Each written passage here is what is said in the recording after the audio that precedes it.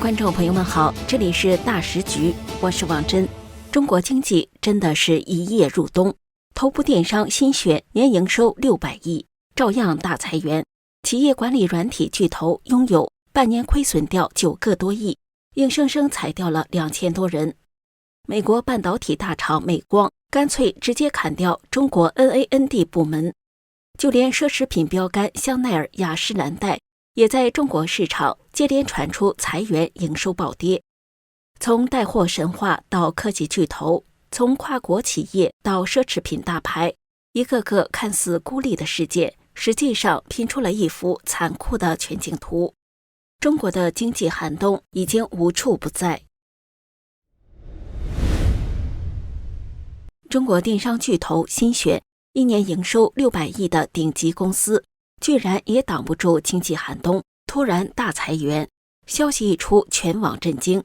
而更魔幻的是，背后竟还牵扯到一位网红因肺病退圈的故事。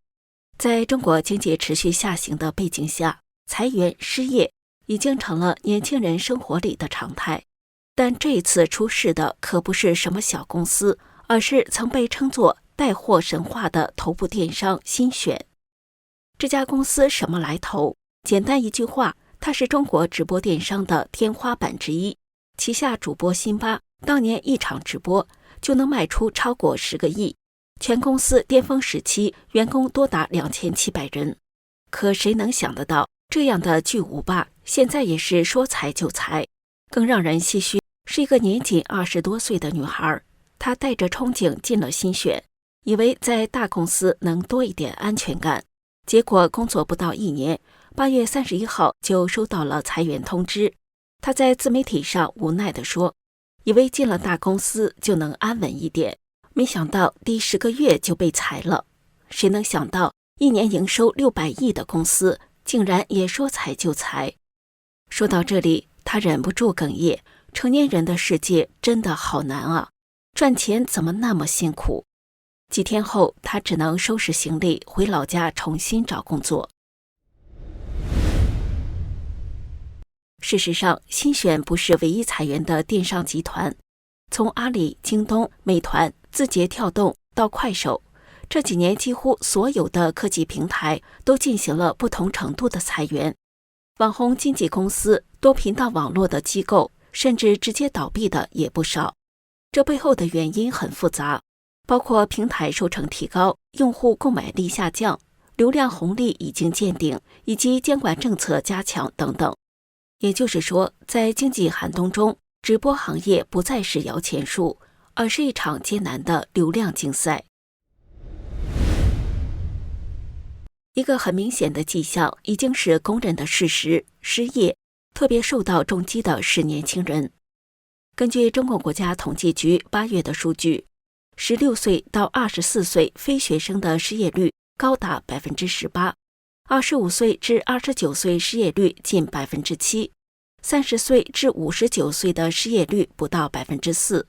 尽管不少人怀疑官方的这些数字水分很大，实际情况恐怕更糟。但即便如此，也能看出越年轻的人找工作就越难。有位在社交平台上颇有影响力的职场博主说，20多岁的年轻人投了几百封简历，连一个回应都没有。不是没努力，而是市场真的没位置。这次电商头部公司新选出人意料的裁员，无论是否因为网红带货直播辛巴的退圈，牵动的都是整个行业的脉动。当直播神话都开始崩塌，年轻人又该何去何从？还记得那家在中国企业管理软体领域呼风唤雨的科技公司拥有网络吗？如今连亏损都挡不住了，直接裁员超过2000人，震动了整个企业服务圈。2025年上半年，拥有网络的财报写得很清楚，净亏损9.45亿元，员工总数从2.1万人缩减到1.9万人，直接裁掉2178人，裁员比例超过10%。在职员工的平均薪资也从每月2.64万元下降到2.42万元，降幅达8.3%。简单来说，就是该砍的砍，该省的省，能撑下去也就是现在的主要目标。甚至连报告中都坦白说，经营现金流是负值。这话对企业来说不是预警，而是警笛。其实拥有的情况并不是单一的案例，蓝鲨科技的分析就指出，这反映的是整个大环境下中国企业服务行业的真实困境。为了应对财报压力，拥有选择缩人力、降薪资，这种做法短期能止血，但长期却会损伤核心竞争力。分析为什么会陷入这种困局，涉及3大原因。首先是宏观经济不稳，企业缩减预算。中小企业是拥有的主要客户群，但2025年上半年以来，中国企业普遍过紧日子，不止裁员，连数字化预算都缩水了。当局9月1号开始的强制缴纳社保，对企业也增加了成本压力。第二个原因是产业竞争激烈，企业级软体本来就不是暴利行业，从阿里云到华为云，每家都在抢企业用户，拥有的企业管理软体服务面临激烈竞争，相当于行业内卷。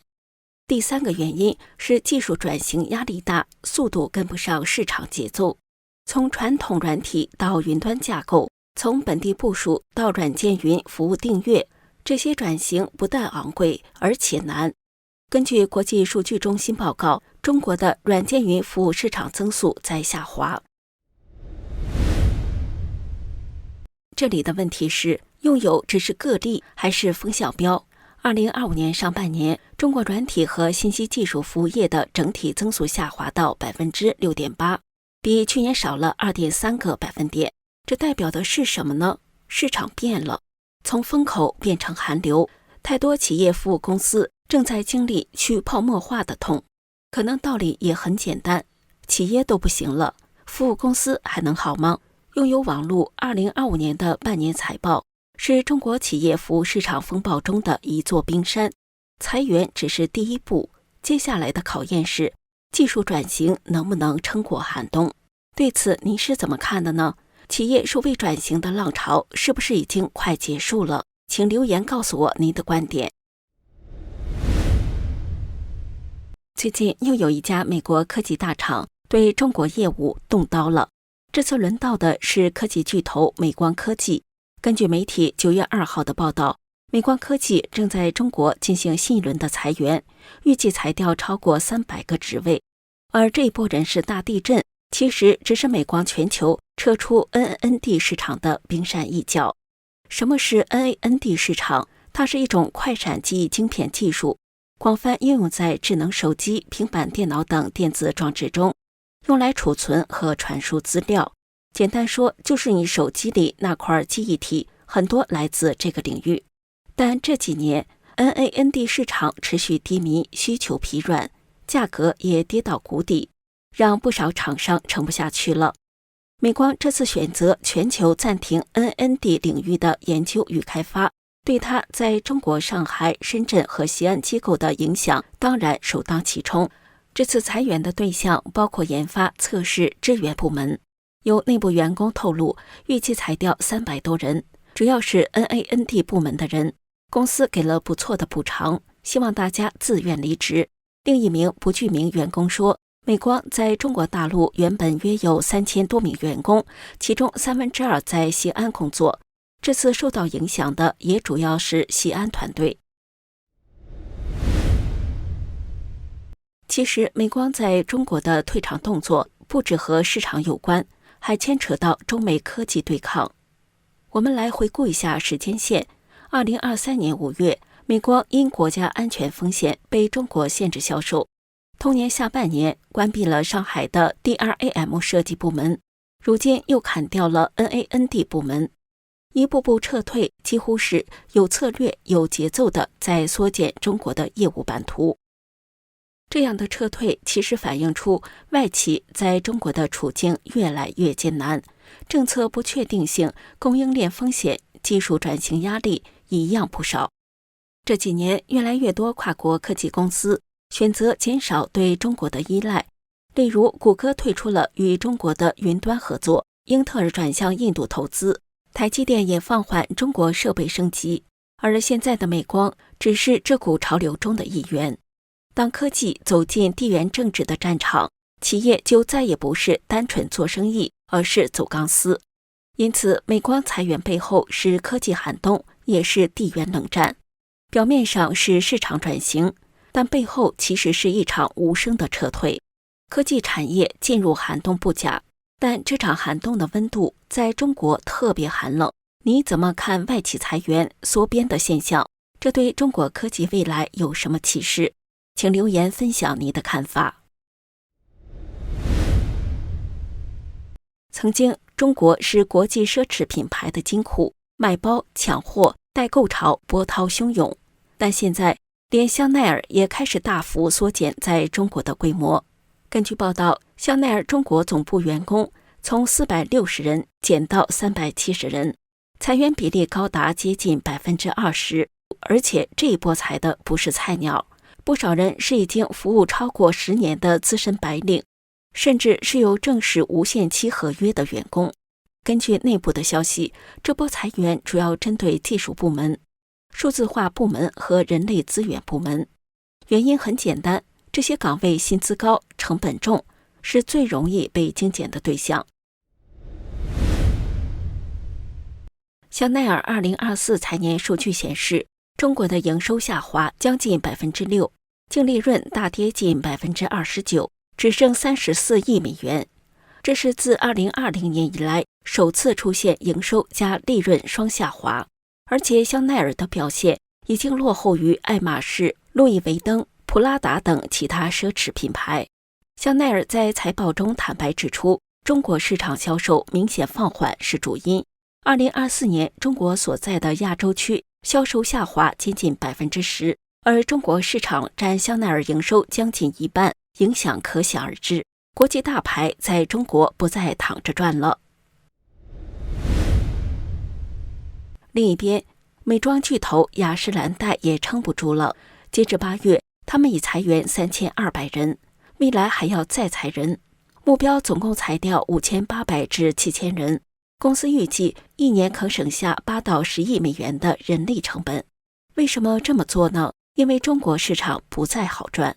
雅诗兰黛预估中国市场2025财年营收下滑8%，净亏损高达11.33亿美元。核心原因是中国消费降级，国际品牌集体退烧。国际品牌在中国市场惨淡，关键原因就4个字：消费降级。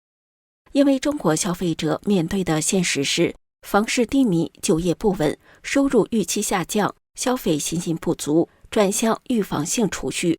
高端品牌只是可选项，而不是必需品。国际大牌青睐的中国市场正在褪去神话光环。香奈儿大裁员，雅诗兰黛裁人减资。我们看到的是一个共同趋势：国际大牌在中国的黄金时代可能正在结束。这背后的变化是中国在经济寒冬中消费文化的大转型。这里是大时局，感谢您的陪伴与思考，请订阅、分享并打开小铃铛，一起在动荡中坚守真相，在黑暗中点燃希望。